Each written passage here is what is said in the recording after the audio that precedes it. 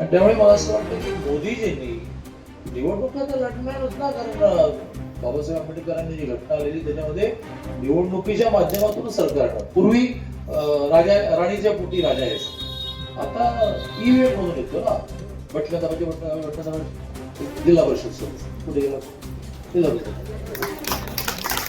तुझी आई पण सरपंच होती की मला माहिती, माझी तर माझे आई बाबा दोघांनी अहमदाबाद, दोघी मिल कामगार, हा, आणि सरपंच नाही, मी महाराष्ट्राचे 13 खाते, हा तुमच्याकडे पण आहे ना.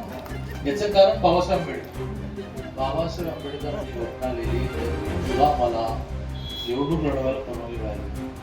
आधी ते तिकडे वरती गोशीला लावतो, राणीच्या पोटीच्या कोणाला म्हणजे विलास कुमार होईल, तिथे फक्त ह्याला मात्र नमस्कार करते, शक्य असेल तर साष्टांग नमस्कार करते. तुम्ही मत दिली फटा फटा फटा की मग ते एका मिनिटात स्लिप बाहेर येतात या मशीनमध्ये, इतकी पण बाहेर येतात, बरोबर आहे.